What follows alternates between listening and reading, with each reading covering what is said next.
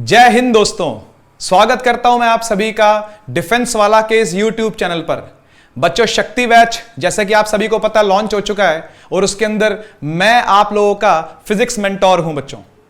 तो आज हम स्टार्ट करने जा रहे हैं इंट्रोडक्शन टू फिजिक्स और हम देखेंगे किस तरीके के क्वेश्चंस प्रीवियस ईयर क्वेश्चन में एनडीए में पूछे गए हैं। तो एक एक करके सारी चीजों को हम लोग देखेंगे। सबसे पहले वेटेज चेक करेंगे कैसी कैसी रही है पिछले कुछ सालों के अंदर। ठीक है, चलिए स्टार्ट करते हैं। तो बच्चों, ये कुछ पैटर्न रहा है प्रीवियस ईयर क्वेश्चंस का जो कि फिजिक्स, केमिस्ट्री और बायोलॉजी के अंदर डिवाइडेड है। ठीक है ना, आप देख सकते हो कि 20 से 23 क्वेश्चन लगभग फिजिक्स के पूछे जाते हैं। लास्ट ईयर भी लगभग 21 से 22 क्वेश्चन पूछे गए हैं फिजिक्स के अंदर।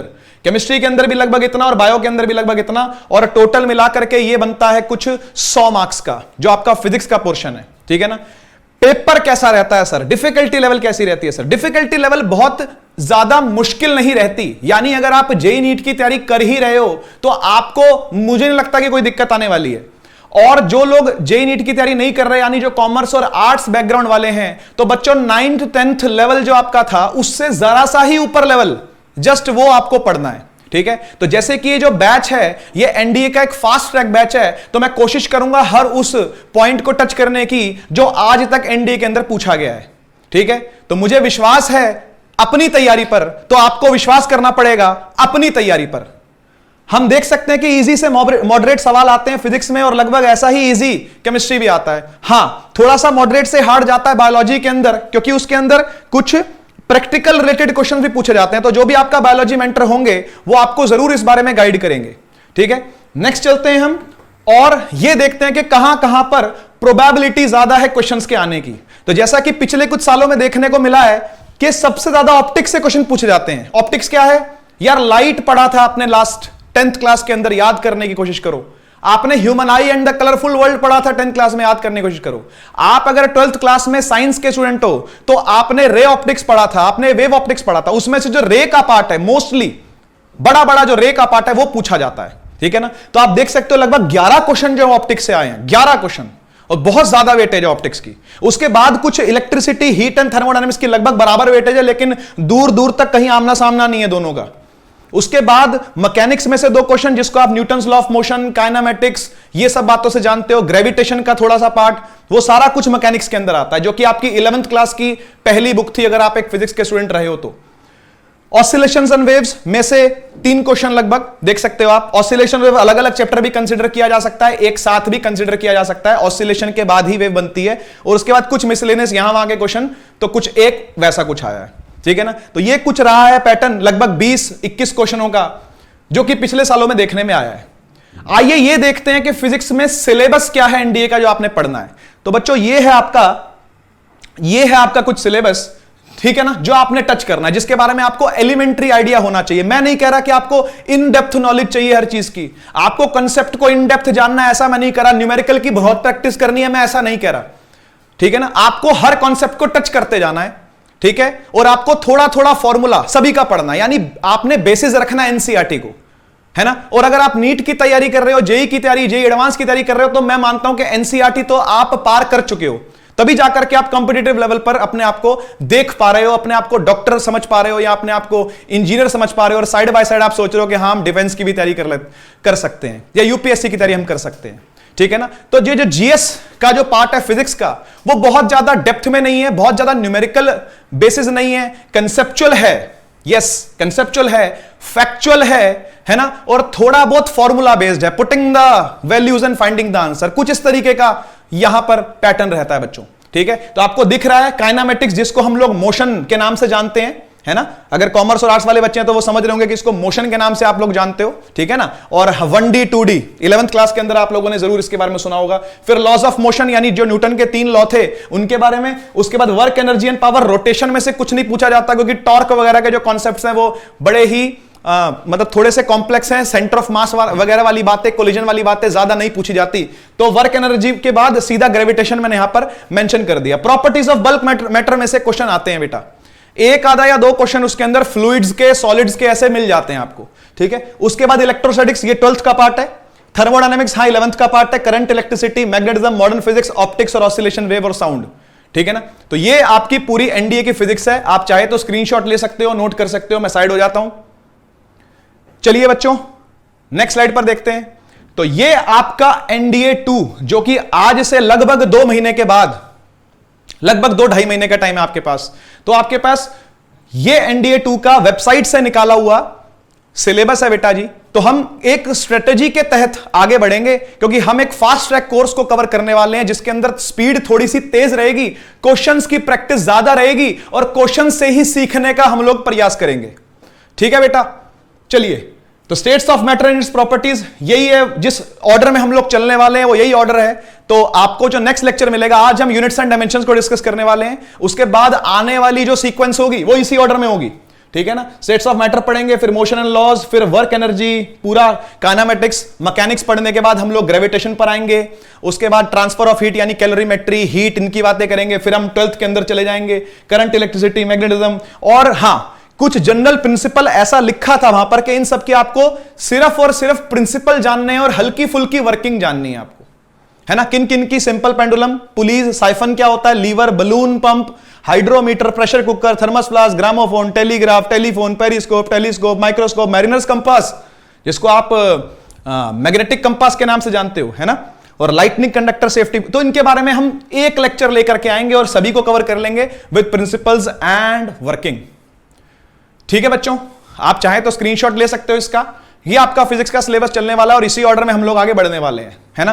तो मेरा आपके साथ ये पहला लेक्चर है, पहला इंटरेक्शन है ना। और हो सकता है कुछ बच्चों के लिए ये पहली बार फिजिक्स से भी इंटरेक्शन हो, है ना। तो क्योंकि मैं आपका फिजिक्स मेंटोर हूं इसलिए मुझे बताना पड़ेगा, मेरा ये दायित्व बनता है कि मैं आपको ये बताऊं कि फिजिक्स क्या चीज होती है। ठीक है। तो मैं पीछे कुछ थ्योरी लेकर के आया हूं फिजिक्स से रिलेटेड कि फिजिक्स किसको कहते हैं। तो बच्चों ऐसा है कि हमारे आसपास जितनी भी चीजें वर्क कर रही हैं, है ना, जितनी भी चीजें हम लोग अपने आसपास देखते हैं, कुछ इसको फील कर पाते हैं, कुछ इसको फील नहीं कर पाते। कुछ को लगता है ये तो हो ही रहा है, बचपन से देख रहे हैं, आसपास तो देर चली रही है ना। लेकिन कुछ का मन करता है कि जाने कि वो चीजें कैसे चल रही हैं। अगर बिजली चमक रही है तो कैसे चमक रही है, बादल गरज रहे हैं तो क्यों गरज रहे हैं, ये आवाज क्यों आ रही है, ये सूरज क्यों निकल रहा है, ये क्यों ढल रहा है, ये चांद क्यों आ रहा है, क्यों जा रहा है, क्यों ऋतुओं का परिवर्तन हो रहा है, क्यों सर्दी आ रही है, क्यों गर्मी आ रही है, क्यों बर्फ पड़ रही है, क्यों बाढ़ आ रही है, क्यों भूकंप आ रहा है। ये सारी चीजों की जो स्टडी है बेटा वो कहीं ना कहीं फिजिक्स से जुड़ी हुई है। और इतना ही नहीं, बायोलॉजी की स्टडी भी फिजिक्स से जुड़ी हुई है और केमिस्ट्री की स्टडी भी फिजिक्स। यानी फिजिक्स क्या है पता है? फिजिक्स एक एलिमेंट्री स्टडी है चीजों की।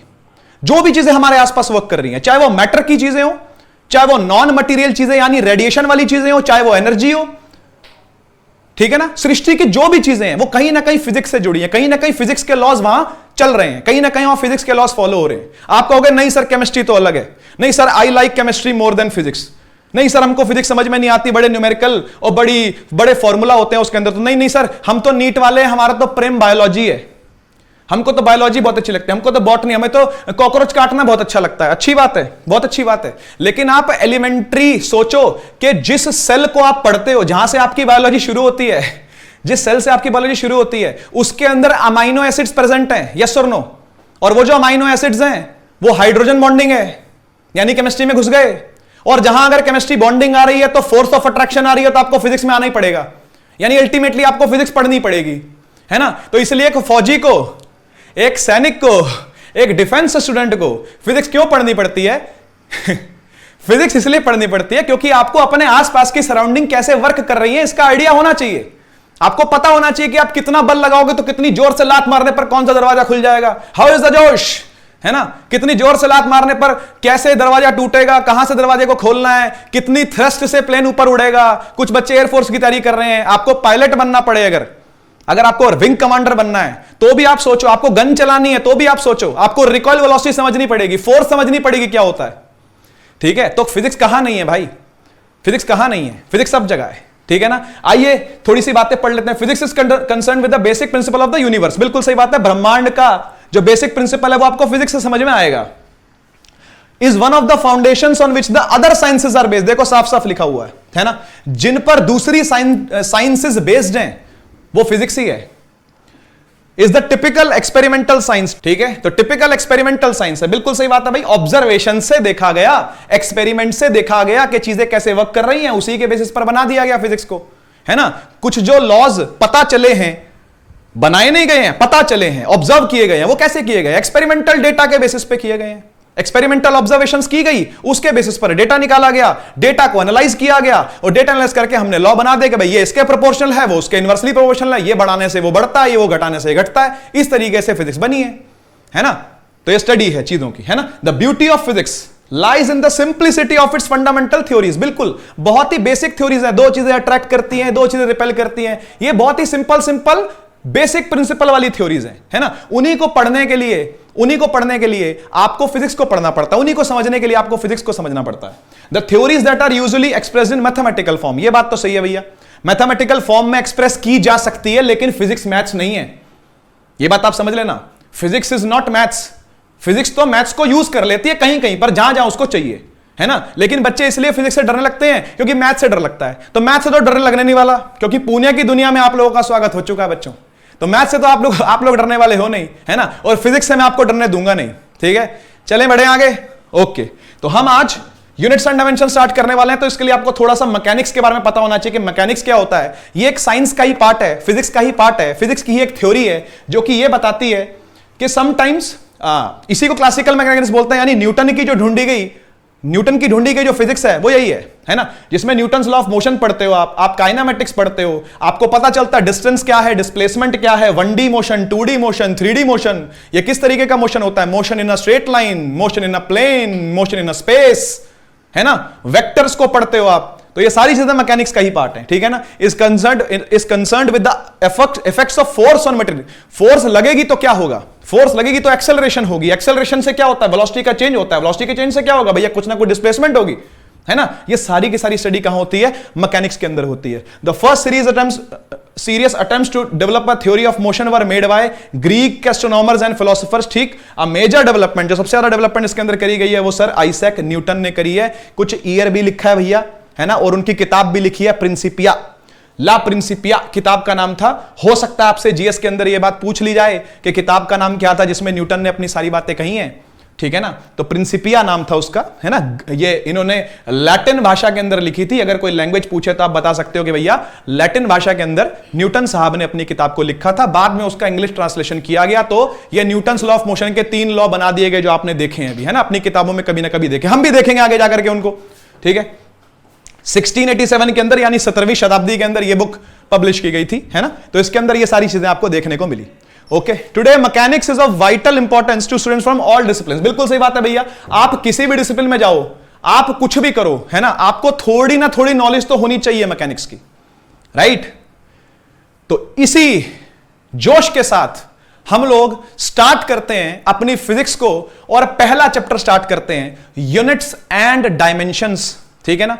कि हमको यूनिट्स के बारे में क्यों पता होना चाहिए, हमको डायमेंशंस होती क्या है ये पता होना चाहिए, है ना? ये जो यूनिट्स है, ये जो यूनिट सिस्टम है, ठीक है, इसकी नीड क्या है, इसकी जरूरत क्यों पड़ी हमको, है ना? तो स्टार्ट करें, ठीक है? सबसे पहले आया फिजिकल क्वांटिटीज, ठीक है? तो ऐसा है भैया, फिजिक्स के अंदर 2 तरीके से फिजिकल क्वांटिटीज को लिखा जाता है। पहले तो फिजिकल क्वांटिटी होती क्या, आप वो समझो।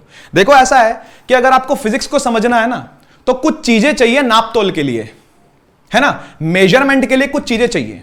जैसे आपको कुछ भी फिनोमेना देखने में आ रहा है, तो आप उस फिनोमेना को लिखोगे तो सही, ये तो बताओगे ना कि इसका नाम ये है ना? अब जैसे ये पेन है, ये नीचे गिर रहा है, तो नीचे गिर रहा है तो कोई वजह होगी ना, उस वजह को कुछ नाम दोगे ना, वो नाम होता है फिजिकल क्वांटिटी, वो नाम होता है फिजिकल क्वांटिटी। अब इसका नाम फिजिकल के आगे क्वांटिटी क्यों लगाए?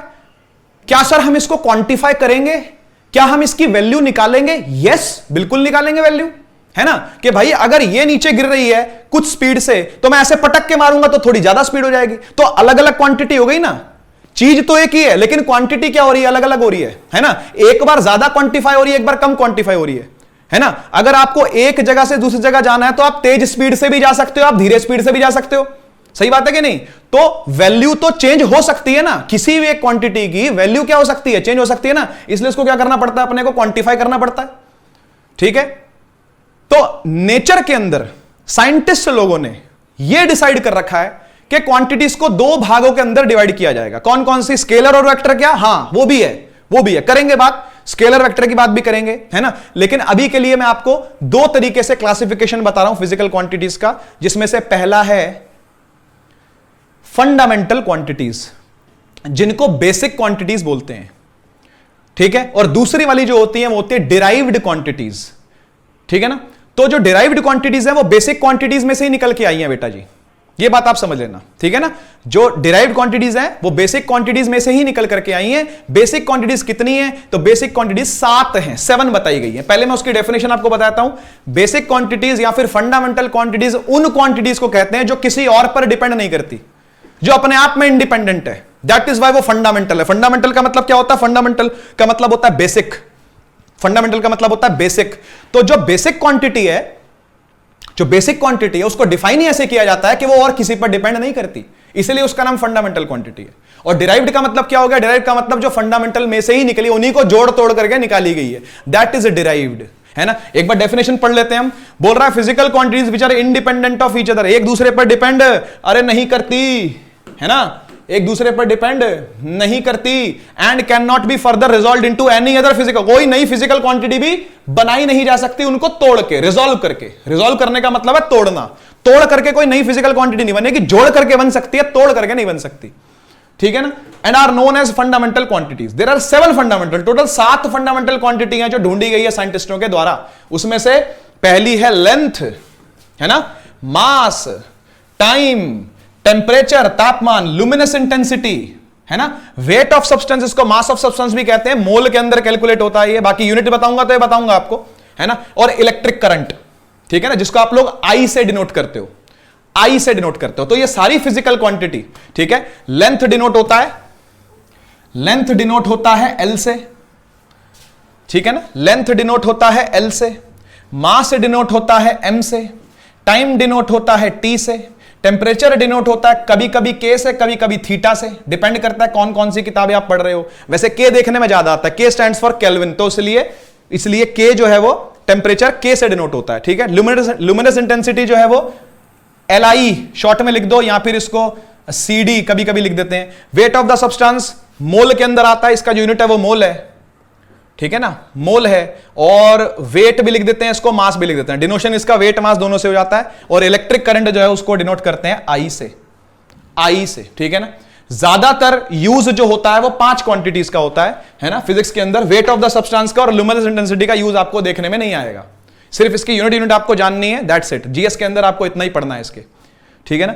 उसके बाद डिराइव्ड क्वांटिटीज है। डिराइव्ड कौन सी होती हैं, डिराइव्ड क्वांटिटीज वो क्वांटिटीज होती हैं बेटा जो फंडामेंटल में से ही निकाली गई है, उन्हीं को जोड़ करके निकाली गई है।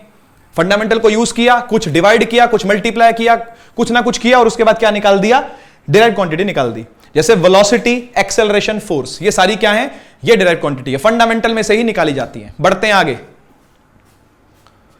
ओके, बात आती है कि यूनिट्स क्या होते हैं बेटा, ठीक है ना। तो ऐसा है यार, पहली बात तो ये है कि यूनिट की आपको नीड क्या है, क्या ही जरूरत है आपको यूनिट की, है ना।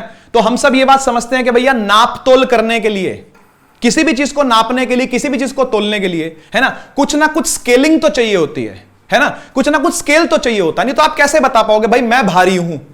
जैसे मान लो मैं भारी हूं, है ना, कोई हल्का है, मैं मोटा हूं, ये पतला है, तो ये पता कैसे चल पाएगा।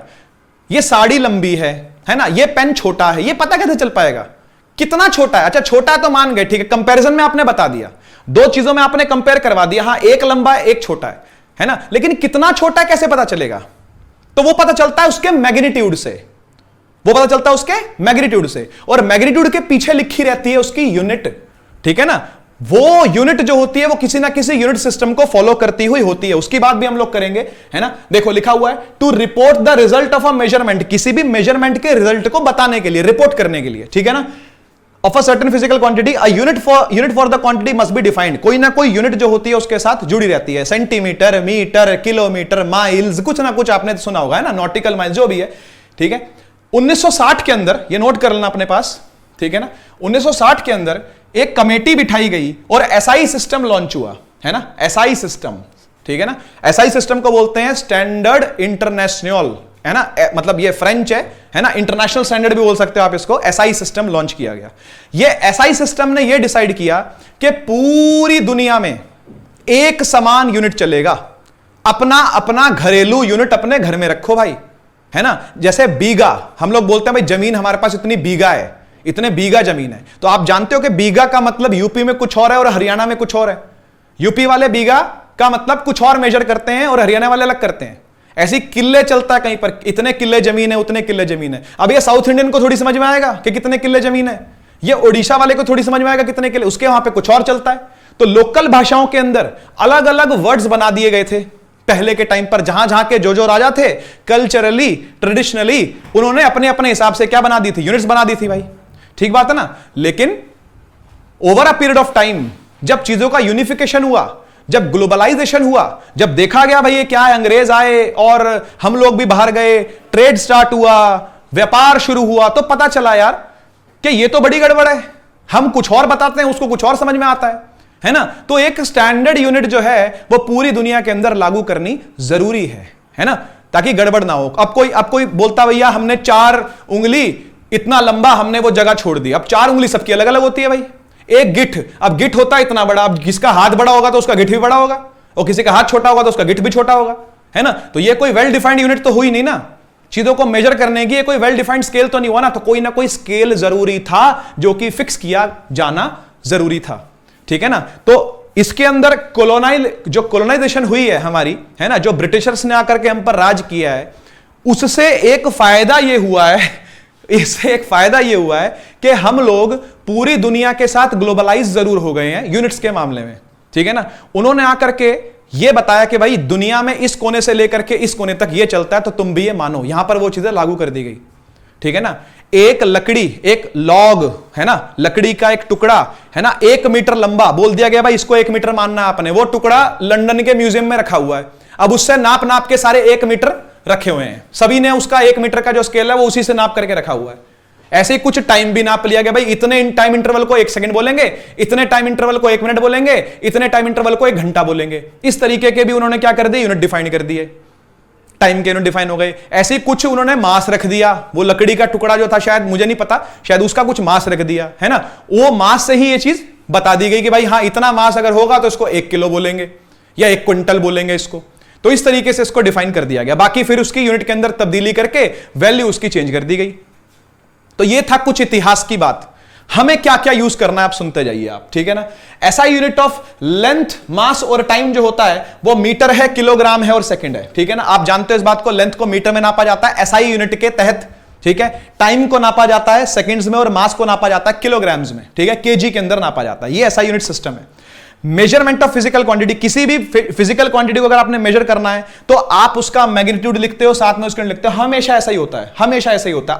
आप मुझे एक बात बताओ, मान लो मेरे घर से मेरे फ्रेंड का घर 10 किलोमीटर दूर है, लेट अस सपोज 10 किलोमीटर लेते हैं, तो हम क्या लिखते हैं, हम ये लिखते हैं ना कि डिस्टेंस जो है वो 10 किलोमीटर है। क्यों, ये 10 क्या है, ये 10 मैग्नीट्यूड होता है। ये जो 10 लिखा वो क्या है, वो मैग्नीट्यूड है, और ये किलोमीटर क्या है, ये यूनिट है, ये यूनिट है। तो आपको मैग्नीट्यूड को और यूनिट को क्या करना होता है, मल्टीप्लाई करना होता है। मैग्नीट्यूड को और यूनिट को क्या करना होता है, मल्टीप्लाई करना होता है। तो मैग्नीट्यूड और यूनिट मल्टीप्लाई होंगे तो आपकी क्वांटिटी पूरी हो जाएगी। तो कोई भी फिजिकल क्वांटिटी अगर होती है तो उसका मैग्नीट्यूड और उसका यूनिट लिखना जरूरी है। बिना यूनिट के समझ में ही नहीं आएगा कि आप बात किसकी कर रहे हो, बिना यूनिट के समझ में ही नहीं आएगा किसकी बात कर रहे हो। डी फॉर डेंसिटी भी हो सकता है, अगर यहां पर डिस्टेंस ना लिख करके डी फॉर डेंसिटी लिख दें तो क्या समझ में आएगा, है ना। तो एक डिनोशन जरूरी है किसी फिजिकल क्वांटिटी को, है ना, एक मैग्नीट्यूड जरूरी है और एक यूनिट जरूरी है। और यूनिट और मैग्नीट्यूड दोनों क्या होते हैं, आपस में मल्टीप्लाइड होते हैं, ठीक है ना। बढ़िया। फंडामेंटल और बेस यूनिट ये रहे भैया। फंडामेंटल यूनिट की बात मैंने आपसे करी थी, है ना। जैसे फंडामेंटल क्वांटिटी डिफाइंड है वैसे फंडामेंटल यूनिट भी डिफाइंड है ना। और यहां मैंने पीछे आपको डिनोशन बताए थे। लेंथ का डिनोशन एल है तो इसकी यूनिट मीटर है। मास का डिनोशन m है तो इसकी यूनिट केजी है। टाइम का डिनोशन t है तो इसकी यूनिट सेकंड्स है। टेम्परेचर का डिनोशन k या थीटा है और इसकी यूनिट भी k है, केल्विन। केल्विन ही ऐसा यूनिट होती है टेम्परेचर की। लुमिनस इंटेंसिटी की यूनिट होती है candela. Weight of the substance की होती है मोल। इलेक्ट्रिक करंट की होती है एम्पियर। जानते हैं आप, ठीक है ना। बढ़े आगे। अच्छा, तो ऐसे ही फंडामेंटल या बेस यूनिट जो होती हैं वो मीटर, किलोग्राम, सेकंड या 3 लिखी हुई है, और बाकी की जो 7 क्वांटिटी है उनका और 4 आ जाएगा इसके आगे, ठीक है ना। ऐसी डिराइव्ड यूनिट जो होती है वो एरिया, वॉल्यूम, डेंसिटी, है ना। इनकी यूनिट क्या क्या होती है भैया। एरिया की यूनिट बताओ जरा, मीटर स्क्वायर है कि नहीं। एरिया क्या होता है, length into breadth, metre into metre तो क्या बन जाएगा, मीटर स्क्वायर बन जाएगा। वॉल्यूम क्या होता है, LBH, है ना। वॉल्यूम क्या होती है, length into breadth into height, यानी metre into metre into metre तो क्या बन जाएगा, मीटर क्यूब, है ना। मीटर टाइम्स मीटर क्या बन जाएगा, मीटर क्यूब बन जाएगा। ऐसी डेंसिटी क्या होती है, तो डेंसिटी का आपको फॉर्मूला पता होना चाहिए भैया। डेंसिटी होता है mass upon volume, mass upon volume, है ना। मास आ गया, मास की यूनिट आ गई केजी, और वॉल्यूम की यूनिट आ गई मीटर क्यूब, है ना। तो यूनिट बन गई केजी पर मीटर क्यूब, केजी पर मीटर क्यूब, ये इसकी यूनिट है। तो इस तरीके से आप किसी भी क्वांटिटी की क्या निकाल सकते हो, यूनिट निकाल सकते हो उसके फॉर्मूला में तोड़ के। जैसे मैंने आपको यहां पर सिखाया, फॉर्मूला में तोड़ा और यूनिट निकाल ली, ठीक है ना। फॉर्मूला में तोड़ा और इंडिविजुअल फॉर्मूला जो होंगे, जो इंडिविजुअल बने होंगे, है ना, उसी से क्या निकल जाएगी, यूनिट निकल जाएगी उसकी। बात क्लियर, ठीक है। ऐसे ही कुछ सप्लीमेंट्री यूनिट भी है बेटा, सप्लीमेंट्री यूनिट भी है। कौन सी, एक है रेडियन और एक है स्टेरेडियन। रेडियन किसकी होती है, एंगल की, जिसको आप प्लेन एंगल बोलते हो, ठीक है ना, जिसको आप प्लेन एंगल बोलते हो, और जिसको आप नॉर्मल एंगल बोलते हो या प्लेन एंगल बोलते हो, एक ही बात है, उसकी रेडियन है। और जिसको आप सॉलिड एंगल बोलते हो वो होती है स्टेरेडियन, ठीक है ना। ये सॉलिड एंगल है, ये सॉलिड एंगल है, और ये कैसा, ये प्लेन एंगल है, प्लेनर एंगल, ठीक है। तो प्लेनर एंगल की क्या होती है, रेडियन होती है, ठीक है। और सॉलिड एंगल की क्या होती है, स्टेरेडियन। सॉलिड एंगल समझते हो आप क्या है, कोन देखा है कभी आपने, कोन, ऐसा कोन होता है ना। तो ये जो एंगल है, ये जो सॉलिड एंगल बीच में बन रहा है, कितना खुला हुआ है, ये ज्यादा बड़ा एंगल है, ये कम एंगल है। अब समझ जाओ सॉलिड एंगल क्या चीज होती है ना। और ये होता है प्लेनर एंगल, ये तो समझ रहे हो ना आप भाई। ये जीरो एंगल हो गया, ये जीरो एंगल हो गया, बढ़ रहा है बढ़ रहा है बढ़ रहा है बढ़ रहा है, तो एक प्लेन में एंगल है, ये एक प्लेन में एंगल है, तो दैट इज वाई ये प्लेनर एंगल बोला जाएगा। ये रेडियन में कैलकुलेट होता है, ठीक है, रेडियन में कैलकुलेट होता है। और सॉलिड एंगल होता है ये कोन छोटा है ना, इसका मुंह छोटा है कोन का, तो छोटा एंगल है ना। फिर ये बढ़ता जाएगा बढ़ता जाएगा बढ़ता जाएगा, तो ये एंगल बढ़ता जाएगा बढ़ता जाएगा बढ़ता जाएगा, तो इसको बोलते हैं सॉलिड एंगल, 3D एंगल। ये 2D एंगल, ये 3D एंगल, और 1D एंगल तो हो नहीं सकता, क्योंकि 1D का मतलब होता है एक लाइन, तो 1D एंगल तो हो नहीं सकता, है ना। सोचो जरा, आपको समझ में आएगी ये वाली बात, ठीक है। बढ़ते हैं आगे, ओके। अब कुछ यूनिट सिस्टम्स हैं भाई, जिनके बारे में आपको थोड़ा थोड़ा सुनना है ना, थोड़ा थोड़ा जिनके बारे में आपको सुनना है। कौन कौन से यूनिट सिस्टम है, तो भैया ऐसा है कि पहले के टाइम पर चलते थे MKS, ठीक है। एक चलता था FPS, ऐसा नहीं है कि आज खत्म हो गए हैं, आज भी चलते हैं, आज भी इनको कहीं कहीं मान्यता मिली हुई है, कोई कोई देश आज भी इनको यूज करता है, ठीक है ना। लेकिन आपको बस ये जानने हैं, है ना, कि ये क्या कहते हैं, ठीक है। तो MKS सिस्टम एक सिस्टम है, FPS सिस्टम एक सिस्टम है, एक CGS सिस्टम है, और एक अपना प्यारा स्टैंडर्ड इंटरनेशनल है ना, SI सिस्टम है, इंटरनेशनल स्टैंडर्ड जिसको बोलते हैं, SI सिस्टम है, ठीक है। MKS की फुल फॉर्म क्या है, M stands for mass, M stands for metre, K stands for kilogram, और S स्टैंड्स फॉर सेकेंड्स, ठीक है। FPS की फुल फॉर्म क्या है, foot pound second, foot, P से पाउंड, है ना, और S से सेकेंड्स। और CGS की क्या है भाई, C stands for centimetre, G stands for gram, और S स्टैंड्स फॉर सेकेंड्स, ठीक है। और SI का आपको पता ही है ना, मास है यहां पर, लेंथ है यहां पर, टाइम है यहां पर, टेम्परेचर है यहां पर, कैंडेला है, ल्यूमिनस इंटेंसिटी यूनिट है कैंडेला, फुल फॉर्म लिख देता हूं, कैंडेला, ठीक है। वेट ऑफ द सब्सटेंस की है मोल, है ना, MOL लिखते हैं, और वैसे फुल फॉर्म इसकी MOL ही है ना, इतने मोल्स हो गया उतने मोल्स हो गया, ऐसे बोलते हैं ना, वेट ऑफ द सब्सटेंस को इतने मोल उतने मोल, तो मोल, ठीक है। और एक आता है करंट, तो करंट की है एम्पियर, है ना, करंट की एम्पियर। तो ये सारे SI हैं, जिसके अंदर 7 फंडामेंटल हैं, 7 फंडामेंटल हैं। CGS के अंदर 3 ही है भैया, FPS के अंदर भी 3 ही है, फुट पाउंड सेकंड, और MKS के अंदर भी 3 ही है। और आप समझते हो इस बात को, आपके लिए कोई नई बात नहीं, आप समझते हो इस बात को कि मीटर, फुट, सेंटीमीटर, ये सब लेंथ की यूनिट है, ये सब लेंथ, लंबाई की यूनिट है सारी की सारी, है ना। और किलोग्राम पाउंड ग्राम, ये सारी क्या है, ये मास की यूनिट है सारी। और सेकंड तो आप समझते हो किसकी यूनिट है, टाइम की। तो यहां पर 3 ही फंडामेंटल बेसिक यूनिट्स हैं जो कि डिफाइंड है इन तीनों सिस्टम्स के अंदर। यहां पर 7 हैं। क्वेश्चन पूछा गया है एनडीए के अंदर, कि भाई ऐसा एक सिस्टम बताएं आप जिसके अंदर 3 से ज्यादा फिजिकल क्वांटिटी है, तो ऐसा ही है वो। 3 से ज्यादा फिजिकल यूनिट्स डिफाइंड है, ऐसा ही है वो, ठीक है ना। और एक ऐसा भी क्वेश्चन पूछा गया कि भाई इन इन तीनों में से, यानी MKS, FPS, CGS, इनमें से कोई एक ऐसी क्वांटिटी बताओ जो सेम है तीनों में, जो तीनों में सेम है। तो आप देख सकते हो तीनों में सेम सेकंड्स है, तीनों में सेम क्या है, टाइम है, यानी सेकंड्स है। ठीक है ना, क्लियर बात? बढ़े आगे, चलो देखो यार, कुछ क्वेश्चंस डायरेक्ट आते हैं एनडीए के अंदर, बिल्कुल डायरेक्ट क्वेश्चन आएंगे, सीधा पूछ लिया जाएगा कि भैया 1 एंगस्ट्रॉम किसके बराबर होता है ना। तो आपको ये चीजें याद करनी पड़ेंगी, एज इट इज आपको इसका रट्टा मारना पड़ेगा। मैं पढ़ के सुना रहा हूं, हो सके तो मेरे सुनते सुनते इसको आप याद करते जाना, अच्छा रहेगा आपके लिए। सेंटीमीटर का मीटर में कन्वर्जन, मिलीमीटर का मीटर में कन्वर्जन, आई होप आपको आता होगा, ये आपको दिक्कत नहीं आएगी, है ना। सेंटीमीटर से मीटर में कन्वर्ज बचपन से करते आए अपन यार, छठी क्लास से करते आए, है ना। मिलीमीटर से मीटर में भी बचपन से करते आए, हम ये जानते हैं, ठीक है। माइक्रोन, माइक्रोन होता है माइक्रोमीटर, म्यू इसका सिंबल होता है, ठीक है ना। तो कभी बोले 1 म्यूएम, यानी 1 माइक्रोमीटर, ये होता है 10 की पावर -6 मीटर, ठीक है, 10 की पावर -6 मीटर। फिर एक आता है नैनोमीटर, नैनो टेक्नोलॉजी सुना होगा आपने, है ना, नैनोमीटर, तो ये लिखा जाता है 1 nm, और ये बराबर होता है 10 की पावर -9 मीटर के, ठीक है। फिर एक आता है एंगस्ट्रॉम, एंगस्ट्रॉम क्या होता है, जो आपका डीएनए है ना, डीएनए, उस डीएनए की विड्थ, 2 डीएनए स्ट्रैंड्स के जो बीच का डिस्टेंस होता है, 2 डीएनए स्ट्रैंड्स के जो बीच का डिस्टेंस होता है, वो एंगस्ट्रॉम के अंदर कैलकुलेट होता है।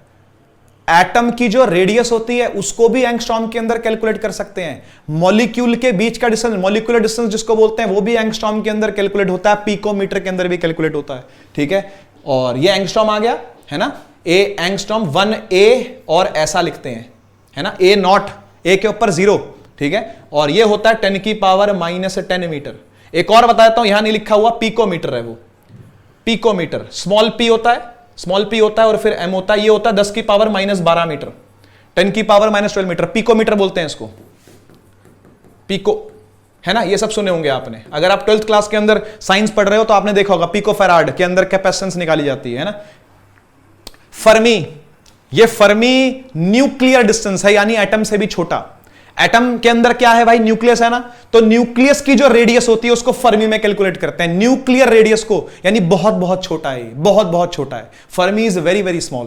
तो 10 की पावर माइनस कितना है, 15, ठीक है ना। एक फर्मी बराबर होता है 10 की पावर -15 मीटर, ये बहुत छोटा है, न्यूक्लियर डिस्टेंस है ये, है ना। ये सारी बातें आप नोट करते जाना, आपके काम आएंगी, ठीक है। एक लाइट ईयर, अब बड़े बड़े यूनिट आ गए भाई, लाइट ईयर कितना होता है, लाइट ईयर होता है कि एक साल में लाइट अगर अपनी स्पीड से वैक्यूम में चले, यानी 3 × 10 की पावर 8 मीटर पर सेकंड, ये लाइट की स्पीड होती है ना, 3 × 10 की पावर 8, 3 गुणा में 10 की घात 8 मीटर प्रति सेकंड की रफ्तार से अगर कौन चले, प्रकाश चले, प्रकाश की गति थी ये, है ना, और वो भी किस में चले, वैक्यूम के अंदर चले अगर, है ना, तो एक साल में इतना डिस्टेंस कवर कर लेती है वो, एक साल में इतना डिस्टेंस। एक साल तक अगर लाइट को हम भेज दें, यहां से लाइट हमारी एक साल तक चलती गई तो इतना डिस्टेंस कवर कर लेगी, 9.46 × 10 की पावर 15। एक पारसेक भी उससे बड़ी यूनिट है, लाइट ईयर से बड़ी डिस्टेंस की यूनिट जो है वो पारसेक है, सारी डिस्टेंस की यूनिट है बेटा ये, ठीक है ना। लाइट ईयर से बड़ी पारसेक ये होती है 10 की पावर 16, है ना, लगभग 3.26 लाइट ईयर के बराबर होता है ये, है ना, लिखा हुआ सब कुछ यहां पर। एक एस्ट्रोनॉमिकल यूनिट जो होता है वो होता है 10 की पावर 11, 1.4 ले लेते हैं इंटू 10 की पावर 11, कभी कभी इसको 10 की पावर 11 भी लेते हैं सीधा, ठीक है ना। तो ये एस्ट्रोनॉमिकल यूनिट है, ये सब डिस्टेंस की यूनिट है बेटा जी, ये बड़ी है और ये छोटी है। ये सारी ब्रह्मांडों के बीच में जो जितने भी सेलेस्टियल ऑब्जेक्ट्स होते हैं उनके बीच के डिस्टेंस को नापने के लिए ये सब काम आते हैं, ठीक है। बड़े आगे, अब बात आती है डायमेंशंस की। देखो ऐसा भैया, कोई भी फिजिकल क्वांटिटी होती है तो वो यूनिट के तो साथ आएगी, ये बात पक्की हो गई है ना।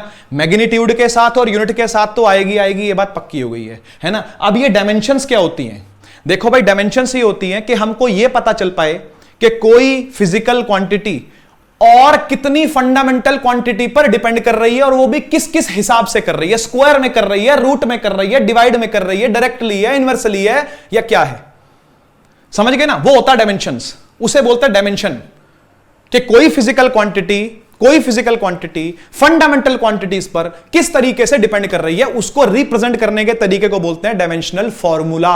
ये दोनों बातें यहां पर लिखी हुई है, मैं पढ़ के सुना देता हूं आपको, ठीक है।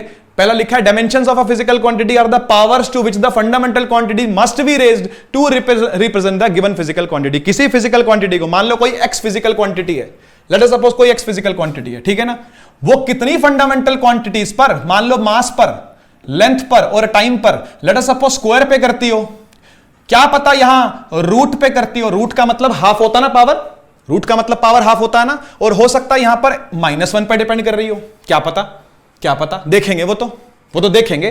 बहुत सारी यूनिट्स है भाई हमारे पास, बहुत सारी अनगिनत यूनिट्स है हमारे पास, तो बहुत सारी लिस्ट भरी पड़ी है, अभी दिखाऊंगा मैं आपको, लिस्ट भरी पड़ी है यूनिट्स की, तो है ना, तो उनके क्या निकल जाएंगे, सबके अपने अपने डायमेंशन फॉर्मूला निकल सकते हैं, है ना। चलो डायमेंशन फॉर्मूला को पढ़ लेते हैं एक बार। It is an expression which shows how and which of the fundamental units are required to represent the, मतलब कितनी चाहिए और कैसे चाहिए, कितनी कितनी फिजिकल क्वांटिटी चाहिए, मास चाहिए, लेंथ चाहिए, टाइम चाहिए, करंट चाहिए, टेम्परेचर चाहिए, वो जो मैंने आपको 7 क्वांटिटी बताई थी, है ना, वो आपको किस किस हिसाब से चाहिए, किसी का स्क्वायर चाहिए, कोई डिवाइड में चाहिए, किसी का रूट चाहिए, किसी का क्यूब चाहिए, किसी का क्यूब रूट चाहिए, वो देखा जाएगा, वो देखा जाएगा, है ना, उसी को बोलते हैं डायमेंशनल फॉर्मूला लिखना, ठीक है ना। ये आ गए बहुत सारे आपके सामने, बहुत सारे, है ना, जितने मैं ला सकता था एक स्लाइड पर, है ना, वो सारे मैं उठा करके ले आया। एरिया है, वॉल्यूम है, डेंसिटी है, वेलोसिटी है, सबके फॉर्मूला भी लिखे हैं, जरूरी थे लाने। एक फास्ट ट्रैक कोर्स है, क्रैश कोर्स समझ लो, जो मर्जी समझ लो आप इसको, है ना, बहुत तेज चलने वाला कोर्स है ना, तो मुझे लाने पड़े। और ये नोट्स आप स्क्रीनशॉट लेना चाहो स्क्रीनशॉट ले सकते हो, नहीं लेना चाहते अगर आप स्क्रीनशॉट, आप PW ऐप डाउनलोड करो, है ना, प्ले स्टोर पर जाओ, फिजिक्स वाला ऐप डाउनलोड करो, और फिजिक्स वाला ऐप डाउनलोड करने के बाद आप बैचेस सेक्शन के अंदर जाओ, बैचेस सेक्शन के अंदर जाकर के आपको टॉप पर मिलेगा शक्ति बैच। हमारा जो बैच है NDA वाला, उसका नाम है शक्ति बैच। शक्ति बैच आप लोगों ने अपने आप सब्सक्राइब कर लेना है, वहां पर एक बाय नाउ का बटन आएगा, आपसे कोई पैसा नहीं मांगा जाएगा, फ्री ऑफ कॉस्ट बैच है ये, आपने उस पर क्लिक करना है, वो अपने आप ही सब्सक्राइब हो जाएगा। उसके अंदर आप क्लासेस के सेक्शन में जाओगे और आपको वहां पर फिजिक्स के अंदर आपको क्लास मिल जाएगी और क्लास के नीचे नोट्स मिल जाएंगे, ठीक है ना। वहां से आप नोट्स डाउनलोड कर लो, PDF डाउनलोड कर लो, है ना, और अपने आप प्रिंट कराते रहो और उसके बाद उसको पढ़ते रहो, है ना। अच्छा ये रहेगा कि आप सब कुछ अपने हाथ से लिख के देखो, आप इतना टाइम निकालो कि आप चीजों को हाथ से जल्दी जल्दी लिखो। अगर आप पहले एक बार लिख चुके हो अपने हाथ से तो कोई बात नहीं, रिविजन कर लो, फिर वो रिविजन कर लो आप, तब अच्छा रहेगा, ठीक है ना। तो ये कुछ क्वांटिटीज हैं और उन सबके आगे क्या लिखे हुए हैं, उसके डायमेंशनल फॉर्मूला लिखे हुए हैं सभी के, है ना। मैं आपको कुछ फॉर्मूला लिखने सिखा देता हूं इसमें से, ठीक है। जैसे लेट अस सपोज हम सबसे पहले एक्सेलरेशन को उठाते हैं, ठीक है, एक्सेलरेशन को उठाते हैं। तो भैया एक्सेलरेशन होता क्या है, एक्सेलरेशन होता क्या है, एक्सेलरेशन होता है चेंज इन वेलोसिटी, है ना। एक्सेलरेशन क्या होता है, चेंज इन वेलोसिटी, और अपॉन में क्या होता है, टाइम, है ना। ये हमारा फॉर्मूला एक्सेलरेशन का, वेलोसिटी में चेंज और डिवाइड में टाइम, सही बात है। अब आपको एक्सेलरेशन ही बताने वाला मैं क्या होता है वो आप जानते हो, ठीक है ना, और उसको हम लोग मोशन के अंदर फिर कवर करेंगे जब मोशन पढ़ेंगे। तो मैं आपको सिर्फ फॉर्मूला बता रहा हूं, एक्सेलरेशन इज इक्वल टू ए, और चेंज इन वेलोसिटी को हम लिखते हैं V - U अपॉन T, ठीक है ना। इस तरीके से लिखा जाता है इसको। अब मुझे एक बात बताओ, जो न्यूमरेटर है, न्यूमरेटर के अंदर तो वेलोसिटीज है ना, न्यूमरेटर के अंदर क्या है, न्यूमरेटर के अंदर तो वेलोसिटी है, और वेलोसिटी में से वेलोसिटी क्या हो रही है, माइनस हो रही है, यस और नो, यस और नो। ऊपर तो वेलोसिटीज हैं, है ना, ऊपर तो वेलोसिटी की डायमेंशन लिखी जाएगी, क्लियर, ऊपर तो वेलोसिटी की डायमेंशन लिखी जाएगी, नीचे डायमेंशन लिखी जाएगी टाइम की, है ना, नीचे डायमेंशन लिखी जाएगी टाइम की। तो अब सर वेलोसिटी की क्या डायमेंशन होती है, क्योंकि वेलोसिटी खुद भी फंडामेंटल नहीं है, वेलोसिटी तो खुद भी डिराइव्ड है, सही बात है सर। तो आओ जरा वेलोसिटी के फॉर्मूले पर चलें।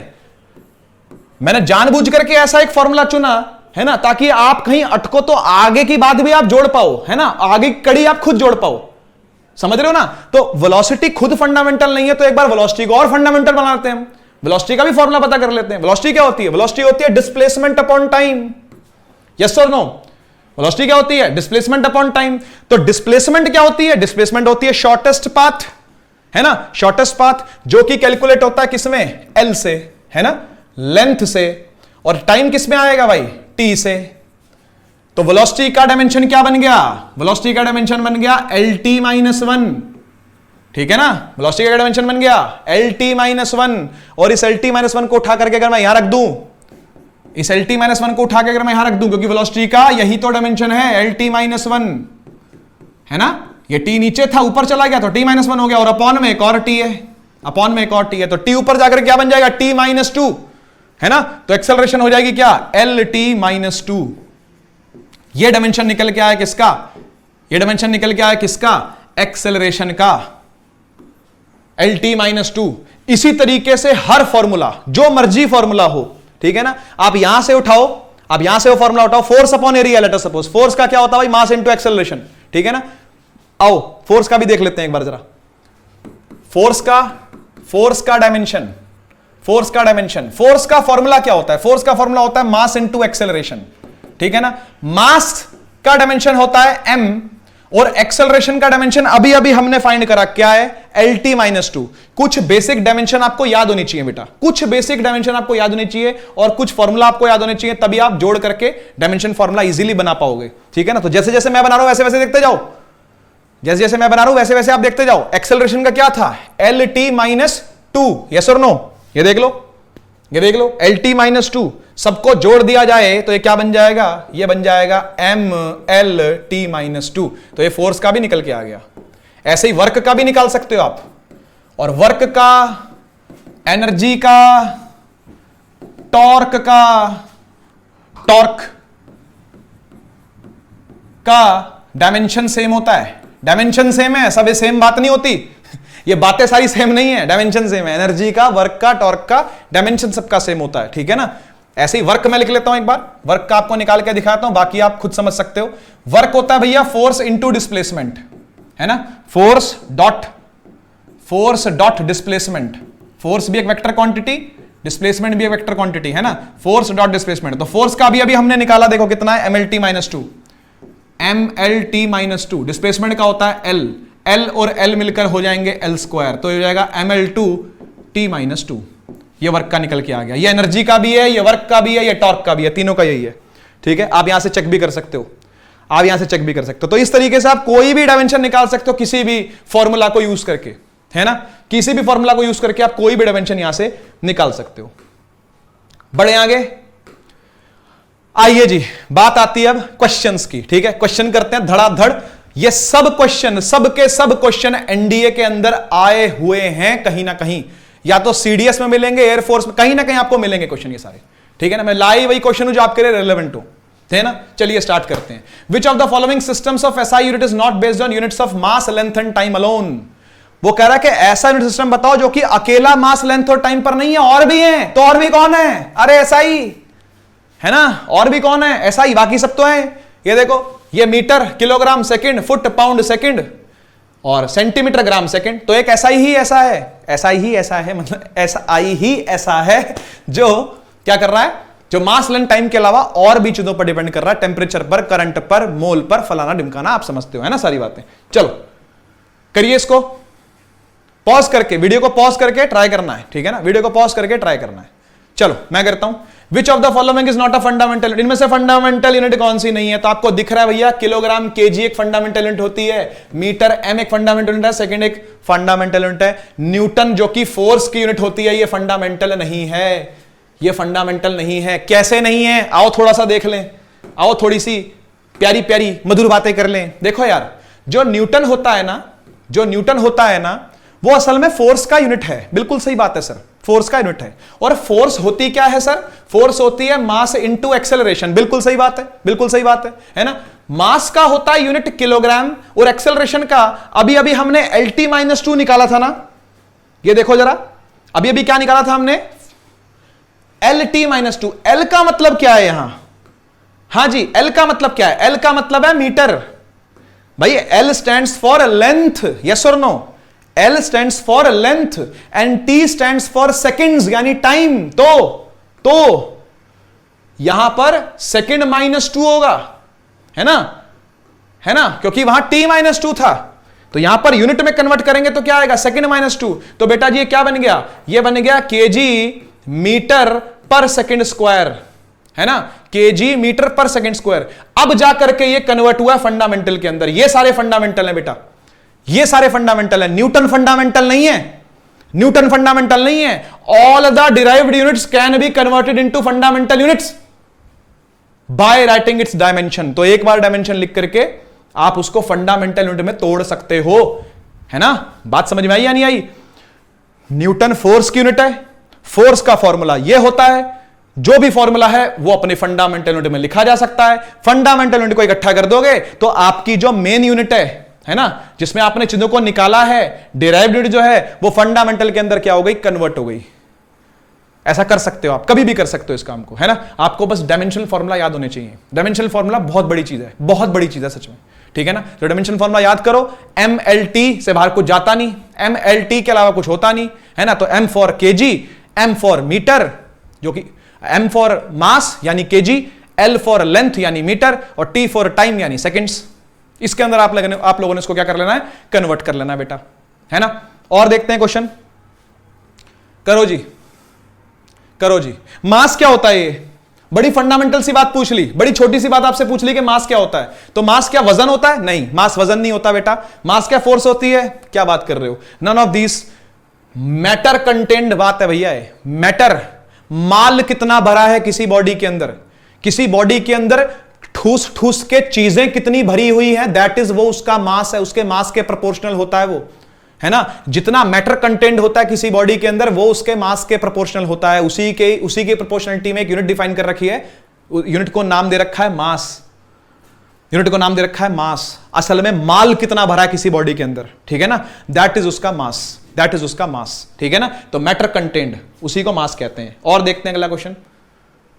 हाँ जी, इनमें से कौन सी डिराइव्ड क्वांटिटी है, बड़ा ही सिंपल सा सवाल है। मास M होता है भैया, है ना, लेंथ L होती है और टाइम T होता है। तो MLT तो आपको दिख ही गया, डेंसिटी ही इसका आंसर है ना। लल्लू सवाल है ये, ऐसे ऐसे लल्लू सवाल मिलते हैं आपको एनडीए के अंदर, आप देख लो। ये मैंने घर के बनाए सवाल नहीं है, ये कहीं ना कहीं पिछले सालों में आए हुए हैं, या तो CDS में या एनडीए में या एयरफोर्स या इन तमाम एग्जाम्स के अंदर जो डिफेंस के एग्जाम्स होते हैं, ठीक है। तो इसका आंसर डेंसिटी। अब एक बार थोड़ा सा डेंसिटी की व्याख्या कर लेते हैं, डेंसिटी की थोड़ी सी बातें कर लेते हैं, है ना। डेंसिटी क्या होती है भैया, रो से डिनोट करते हैं डेंसिटी को, और डेंसिटी होती है mass upon volume, mass upon volume, ठीक है। मास केजी में निकलता है भाई, है ना। देखो मैं वही कर रहा हूं जो मैं हर बार करता हूं, क्या, फॉर्मूला लिखा और फंडामेंटल यूनिट में तोड़ने की कोशिश की, फॉर्मूला लिखा और फंडामेंटल यूनिट में तोड़ने की कोशिश की, मैं यही कर रहा हूं यहां पर, ठीक है ना। मास का होता है किलोग्राम और वॉल्यूम का होता है मीटर क्यूब, होता है नहीं होता, है ना। तो ये क्या बन जाएगा, ये बन जाएगा केजी मीटर -3, ठीक है ना। ये डेंसिटी की यूनिट्स हैं, ये डेंसिटी की यूनिट्स हैं, खत्म। इतना था, इतना सिंपल था ये, है ना। तो आपको समझ में आ रहा है कि ये जो क्वांटिटी है डिराइव्ड नहीं है, सॉरी ये फंडामेंटल नहीं है, ये तो डिराइव्ड है ना। इसको हमने फंडामेंटल के अंदर तोड़ लिया है, यही तो किया हमने यहां पर, है ना। आगे बढ़ा जाए। हाँ जी, 1 माइक्रोन किसके बराबर होता है भाई, 1 माइक्रोन का मतलब होता है 1 माइक्रोमीटर, और 1 माइक्रोमीटर होता है 10 की पावर -6 मीटर, ठीक है। तो 10 की पावर -6 मीटर, सी ऑप्शन सही है ना। बड़ा फैक्चुअल सा सवाल है और ऐसे सवाल मिलते हैं।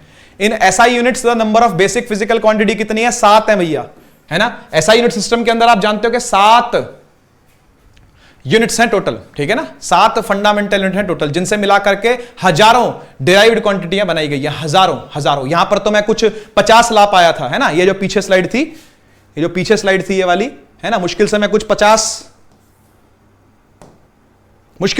होंगी, मुश्किल से, है ना। लेकिन बहुत सारी हैं भाई, बहुत सारी हैं, है ना। फैली हुई है, विभिन्न प्रकार से फैली हुई है बहुत सारी, ठीक है। चलो और देखते हैं। तो बच्चों आते हैं इस सवाल पर, लाइट ईयर क्या चीज होती है भैया, ये light emitted by the sun in 1 year, एक साल में सन कितनी लाइट निकाल रहा है, क्या वो लाइट ईयर होता है। Time taken by the light to travel from sun to earth, नहीं, ये एस्ट्रोनॉमिकल डिस्टेंस होता है वैसे, ठीक है ना। तो मतलब टाइम की यहां बात नहीं होती, डिस्टेंस की बात होती है सन से अर्थ की, तो उसको एस्ट्रोनॉमिकल डिस्टेंस बोलते हैं, एस्ट्रोनॉमिकल यूनिट बोलते हैं उसको, ठीक है ना। ये मैंने आपको वैसे एडिशनली बता दिया। इसका आंसर असल में सी है बेटा जी, ठीक है ना। सी इसका आंसर है कि distance travelled by the light in free space in 1 year, एक साल में लाइट फ्री स्पेस में कितना डिस्टेंस चलती है, दैट इज लाइट ईयर, उसी को लाइट ईयर कहते हैं, ठीक है। बढ़ते हैं नेक्स्ट सवाल पे। इनमें से कौन सी डायमेंशन लेस क्वांटिटी नहीं है। सबसे पहले तो ये समझते हैं भैया डायमेंशन लेस क्वांटिटी क्या होती है। डायमेंशन लेस क्वांटिटी वो क्वांटिटी होती है बेटा जिसका MB0, LB0, TB0 किसी भी क्वांटिटी पर वो डिपेंड नहीं करती, किसी भी क्वांटिटी पर वो डिपेंड नहीं करती, ठीक है। जैसे हमने सुना था एक होता है रिफ्रैक्टिव इंडेक्स, म्यू से डिनोट करते हैं उसको, ठीक है। वो एक डायमेंशन लेस क्वांटिटी है। एंगल भी थीटा, है ना, एंगल भी थीटा वो भी एक डायमेंशनलेस क्वांटिटी होती है, m0, l0, t0। लेकिन एक बात का ध्यान रखना, ये एक ऐसी क्वांटिटी है, ये एक ऐसी फिजिकल क्वांटिटी है जिसका डायमेंशन तो नहीं होता लेकिन इसकी यूनिट होती है। ध्यान रखना इस बात का। किसका? एंगल का। एंगल का यूनिट होता है रेडियन, ठीक है। और ऐसे ही जो सॉलिड एंगल होता है उसका होता है स्टेरेडियन, ठीक है। प्लेनर एंगल और सॉलिड एंगल दोनों का ही क्या होता है? स्टेरेडियन होता है। और दोनों का ही यूनिट तो होता है लेकिन डायमेंशन नहीं होता, डायमेंशन नहीं होता, ठीक है ना। और रेडियन होती है यूनिट प्लेनर एंगल की और स्टेरेडियन यूनिट होती है सॉलिड एंगल की, है ना। ध्यान रखना, यूनिट होती है, डायमेंशन नहीं होती। डायमेंशनलेस क्वांटिटी है बट यूनिटलेस नहीं है ना। और ये कैसी है? ये यूनिटलेस भी है और डायमेंशनलेस भी है। रिफ्रैक्टिव इंडेक्स, है ना। रिलेटिव डेंसिटी, जैसे रिलेटिव डेंसिटी आया हुआ, रिलेटिव डेंसिटी क्या होती है भाई? बताएगा कोई? रिलेटिव डेंसिटी क्या होती है?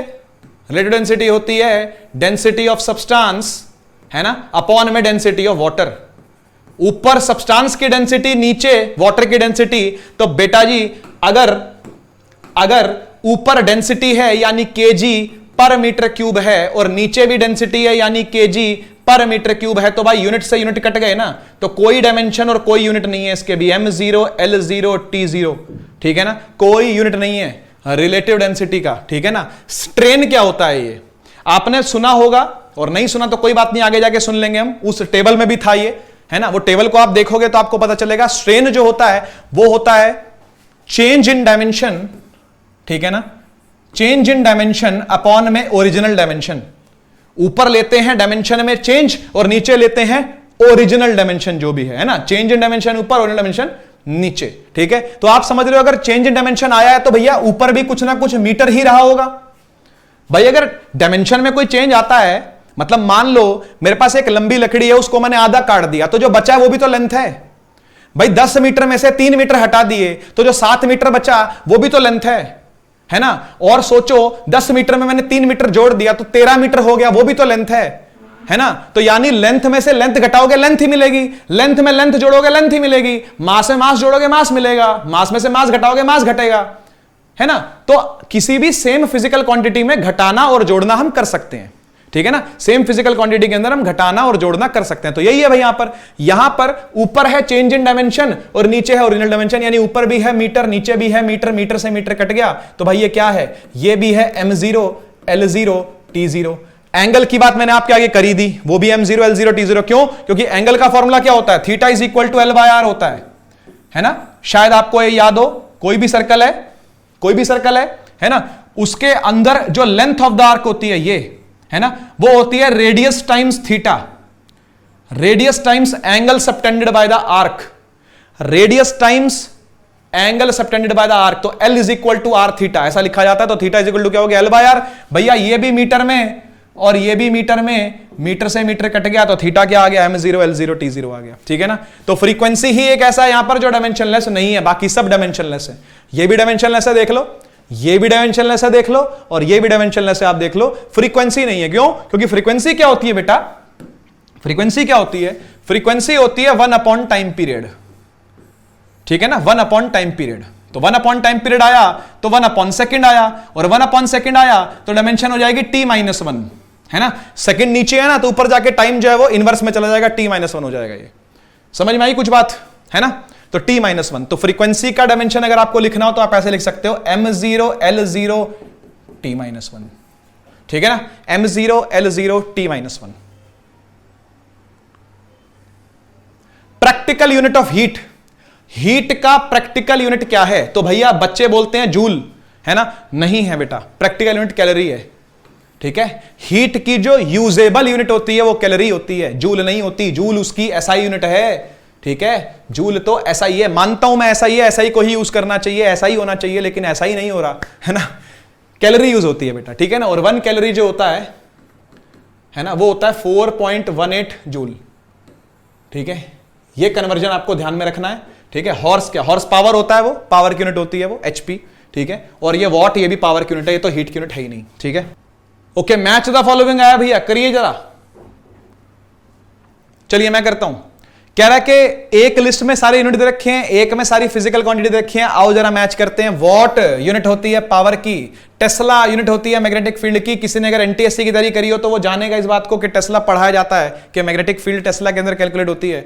कुलॉम्ब चार्ज की यूनिट है बेटा, 10th में पहली बार सुना होगा आपने इसको, कुलॉम्ब। और हो सकता है कुछ बच्चों ने 8th में भी सुना हो और पहले सुना हो इसको, क्योंकि कुछ बुक्स के अंदर ऐसा करवा दिया था। कैंडला होती है लुमिनस इंटेंसिटी, ठीक है ना। तो इसका जो ऑप्शन दिख रहा है मुझको A2 B4, जी हां डी ऑप्शन बिल्कुल सही है भाई, ठीक है, डी ऑप्शन बिल्कुल सही है। D3 और C1 बिल्कुल सही है भैया, डी ऑप्शन। तो चलिए मैं करता हूं बेटा। पावर दिख रहा है बेटा आपको, ये KW लिखा हुआ है, this is kilowatt. Kilowatt, what और किलोवाट बात एक ही है, मतलब बड़ी यूनिट हो गई वो। 1000 वॉट मतलब 1 किलोवाट होता है ना। 1 kilowatt is equal to 1000 watts. तो अपने को ये तो मिल गया, चलो A का 4 है बेटा। एनर्जी जो होती है ना, एनर्जी जो होती है ना, वो किलोवाट आवर हो सकती है ना, क्योंकि आप जानते हो पावर होता है एनर्जी अपॉन टाइम, तो एनर्जी होगा पावर इनटू टाइम, है ना। तो पावर की वजह से आ गया किलोवाट और टाइम की वजह से आ गया आर। ये कमर्शियल यूनिट होती है बेटा जी एनर्जी की, नोट करते जाना जो मैं बोल रहा हूं। ये कमर्शियल यूनिट होती है एनर्जी की। पढ़ेंगे इन चीजों को हम जब वर्क एनर्जी डिस्कस करेंगे, तो पावर वाला पार्ट आएगा तब इसको हम डिस्कस करेंगे। एनर्जी की ही यूनिट है किलोवाट आवर, ठीक है। मोमेंटम की बारी आती है। मोमेंटम होता है यार mass into velocity, m into V. तो मास से आएगा kg और वेलोसिटी से आएगा मीटर पर सेकंड। तो ये मैच कर रहा है 1 से, ये मैच कर रहा है 1 से, है ना। और प्रेशर होता है फोर्स अपॉन एरिया, प्रेशर होता है फोर्स अपॉन एरिया। फोर्स का आता है न्यूटन और एरिया का आता है मीटर स्क्वायर। तो ये मैच कर रहा है किससे, 3 से। तो 2 वाला बेचारा खाली रह गया, है ना। और कहां से मैचिंग हो रही है, A की 4 B की 5, A की 4 B की 5 C की 1 और D की 3। A ऑप्शन बिल्कुल सही है। हां जी, याद है फेराड किसकी यूनिट होती है, तो फैराड यूनिट होती है बेटा। फैराडे से आई है फैराड यूनिट, है ना। माइकल फैराडे जो थे उनके नाम पर फैराड बनी है ना। तो ये यूनिट होती है बेटा कैपेसिटेंस की, ठीक है। कैपेसिटेंस याद है आपको, नहीं याद है कोई बात नहीं, जब इलेक्ट्रोलाइटिस करेंगे तो कैपेसिटेंस मैं आपको बताऊंगा ही, ठीक है। तो कैपेसिटेंस होता है बेटा कितना चार्ज होल्ड किया किसी कैपेसिटर ने पर यूनिट वोल्टेज, कितना चार्ज होल्ड किया किसी कैपेसिटर ने per unit voltage, charge upon voltage, उसको कैपेसिटेंस बोलते हैं। करेंगे बात, कोई बात नहीं, ठीक है ना। तो फैराड की बात हो गई यहां।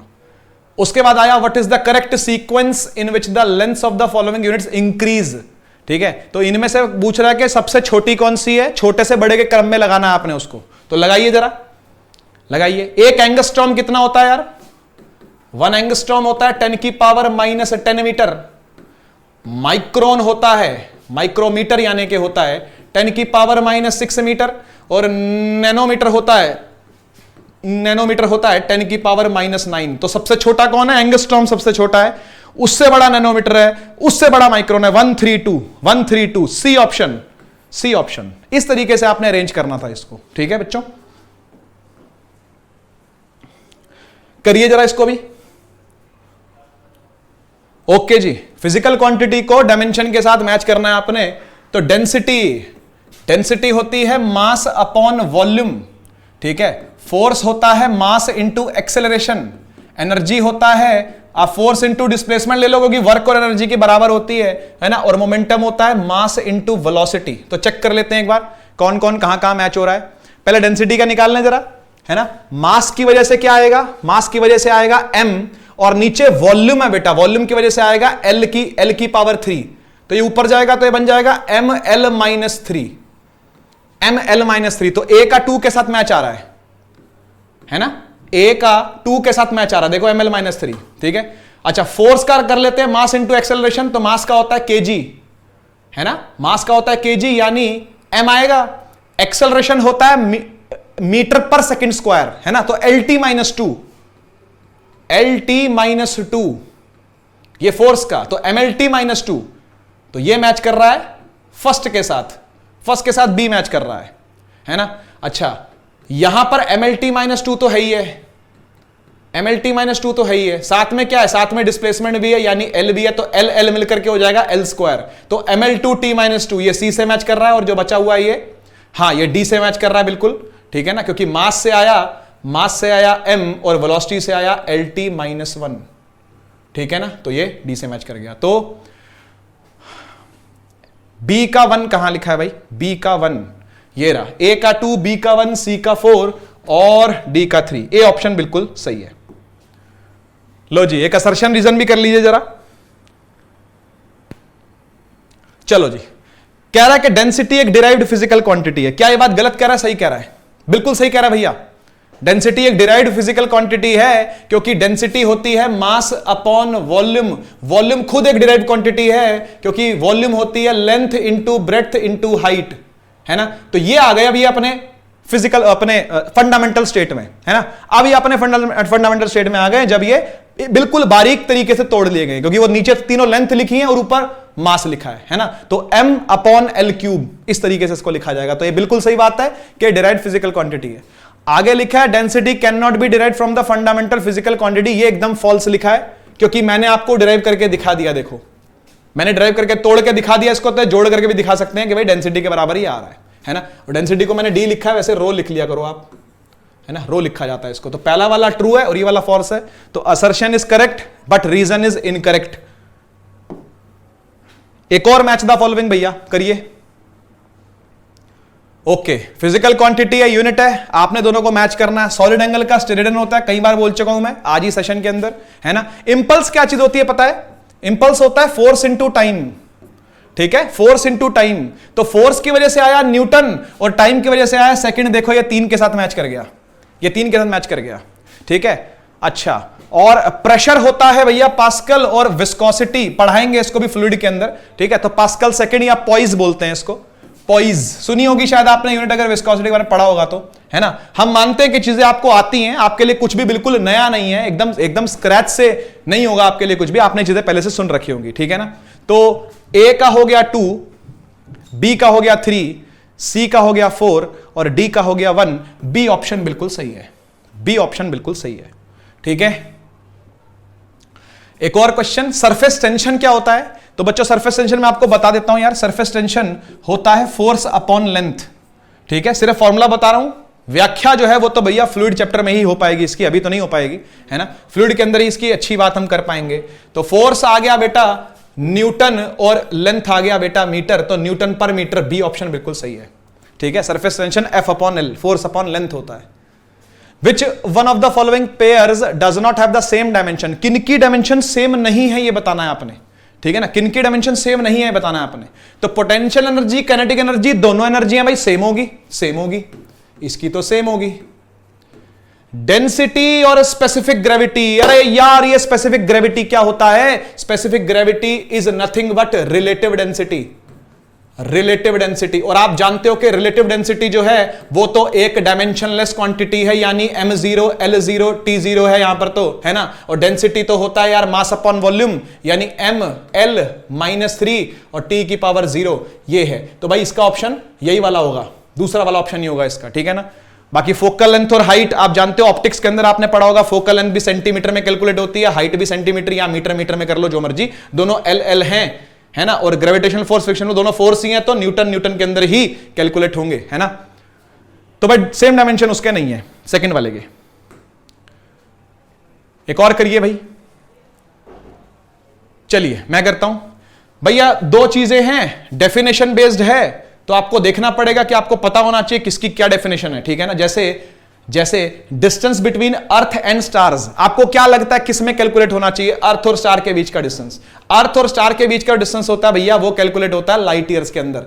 ये छोटे मोटे नहीं होते भैया, अर्थ और स्टार जो है बहुत दूर है ना, बहुत दूर है, तो इसे लाइट ईयर के अंदर कैलकुलेट किया जाता है। Inter atomic distances in a solid, 2 atom के बीच का डिस्टेंस जो होता है भैया वो एंगस्ट्रॉम के अंदर कैलकुलेट होता है, ठीक है ना, एंगस्ट्रॉम। तो ये ए का थर्ड है, ए का थर्ड है, बी का 2 है, ठीक है ना, एंगस्ट्रॉम के अंदर। साइज ऑफ द न्यूक्लियस, मैंने आपको बताया जो न्यूक्लियस की जो रेडियस होती है वो फर्मी के अंदर कैलकुलेट होती है यार, फर्मी के अंदर 4, ठीक है ना। और वेवलेंथ इंफ्रारेड लेजर, इंफ्रारेड की वेवलेंथ जो होती है भाई वो माइक्रोन के अंदर होती है, माइक्रोन के अंदर होती है, ठीक है ना। तो ए का 3, बी का 2, सी का 4 सही है, बी ऑप्शन एकदम सही है ना। तो बच्चों आज के लिए इतना ही बहुत है, ठीक है ना। आई होप आपको ये सेशन समझ में आया होगा, पसंद आया होगा, है ना। और मेहनत करते रहिए बच्चों। मिलते हैं हम लोग नेक्स्ट टाइम और हम पढ़ेंगे properties of matter next class के अंदर। तो चलिए मिलते हैं अगली बार, तब तक के लिए take care, tata bye bye, जय हिंद।